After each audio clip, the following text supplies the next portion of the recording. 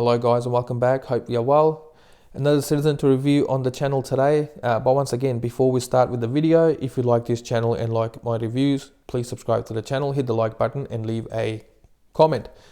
Now, as you guys know, I have reviewed a few Citizen watches on the channel so far, but mainly they're dive watches from the Pro Master range, so I thought to myself, let's review a different kind of watch from Citizen. So I have this Pilot's watch to share with you guys in this video.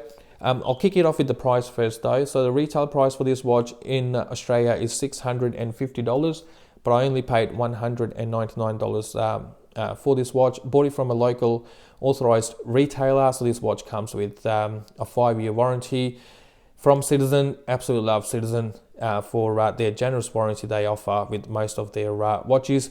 Now this watch is not sized for my 7-inch wrist at the moment. This is how it comes out of the box. Weighs 151 grams. Talking about the dimensions, the case size on this watch is 42 millimeters. Lug-to-lug distance is 48.8 millimeters. Case thickness is 12.8 millimeters, and lug width is 22 millimeters. One thing I'll say about this case is that it does wear true to its size. So if you are thinking about buying this watch, to keep that in mind. We have a flat mineral crystal on this watch and not a sapphire crystal. Look, I'm not going to complain too much about not having a sapphire crystal on this watch, especially considering the price that I've paid for it. But if we do really take the retail price of $650 into account, then I think sapphire crystal is justified. But unfortunately, that is not the case or in this scenario. Most of the watch is made out of stainless steel, including this bracelet and the case. Finishing on this case is mainly polished along the sides on this unsigned jewel crown and on this fixed bezel as well. Finishing on the top of the lugs is brushed though, as you can see. Talking about the dial, absolutely loves the legibility of this dial. Let's start off with the chapter ring on this dial, where you can see the inner rotating bezel, which you can rotate in both directions, so you can count up or down.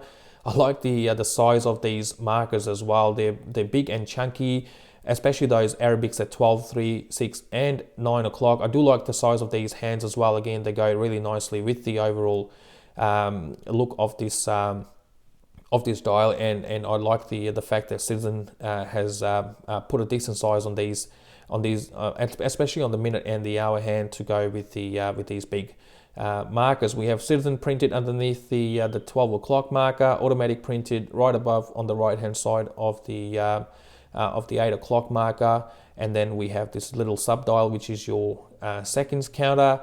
Date window at 3 o'clock, which in my opinion looks a little bit odd. It looks like it is forcefully fitted there at 3 o'clock, but that's the place that Citizen has chosen to put the date window on this dial.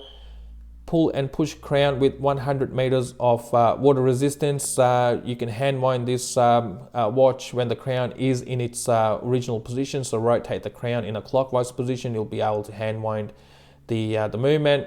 Pull the crown out to position 1, rotate in an anti-clockwise position, and you'll be able to set or adjust the date. Another pull of the crown and you can adjust or set the time. Now you can see that seconds hand is still moving and hasn't stopped. So unfortunately, the movement in this watch does not hack. So this watch comes with Miota's 8213 automatic movement, no hacking, but does offer hand winding. 21 joules, offers approximately 40 hours of power reserve.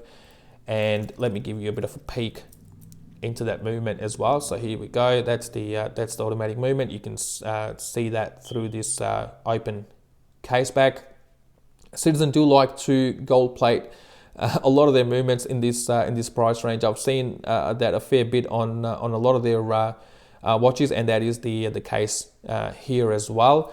Coming back to the dial, we do have Lume on this watch too. Let me turn the lights off and we'll do a quick Lume check. Especially for a watch like this, there is ample Lume on this dial, and those big markers again playing their part, especially those Arabics at 12, 3, 6 and 9 o'clock. They really add to the legibility of this dial in the dark as well. And there is lume on all of the hands as well. There's lume on the minute, hour, and that little seconds hand as well. You can see that spinning away at the moment. So that's the quality of the lume on this watch. Again, no complaints about the lume, especially for a watch like this. This is a pilot's watch. Any lume is a bonus, but there is ample on this watch. It is definitely solid or stronger on the hands than on those markers. But again, those markers are big enough to keep it going. So that's the lume for you guys. Let me turn the lights back on again so we can carry on with the rest of our review. Now coming to this bracelet, I don't really like the quality of this bracelet. It does rattle a little bit. It is quite thin as well. I do consider the price that I've paid for this watch, but I do consider the retail price as well of $650 when I look at this bracelet. We have hollow end links on this one, and fixed links. The finishing is okay. It's a combination of brushed and polished. Let me just wipe some of those fingerprints off. So yeah, it's a combination of brushed and polished finish, and as I said, it does rattle a fair bit. Push pins on this one, pressed clasp. The clasp on is brushed on the top with Citizen stamps on it, and as I said earlier, we do have hollow end links on this one. 3 levels of micro adjustment to half links, so getting a decent fit out of this bracelet would not be an issue.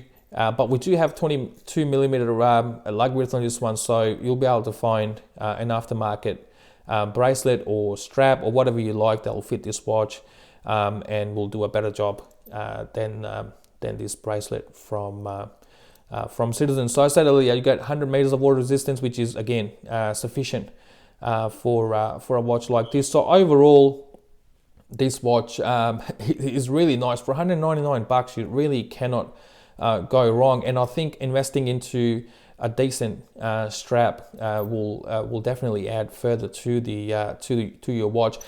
This watch does come in other colors as well. It does come with a leather strap too. I have seen this watch with a leather strap. I think that leather strap, the quality of that leather strap is definitely better than this stainless steel bracelet on this watch. So I'll leave it up to you how you would like to wear your watch should you decide to buy one for for yourself. Let me give you a quick wrist shot as well. I've got a 7-inch wrist. Unfortunately, this watch is not sized for my wrist at the moment. I only got it yesterday late in the evening, so I didn't have enough time to make those adjustments. But I should still be able to give you a fair idea of how this will look on your wrist. So here we go. It's a really nice looking watch. It's a nice looking watch from the legibility point of view as well, and it does sit fairly flat. There is that bump on that case back. You do notice some of that on your wrist, but it's not too bad. I think adding a decent strap or a bracelet to this watch will go a long way. But for now, I'll leave it as it is for now before I make a decision to either keep it or sell it off. So here you go, guys. This concludes our review. Thank you very much for watching. I'll see you with my next video shortly. Until then, stay safe and look after one another. Thank you again.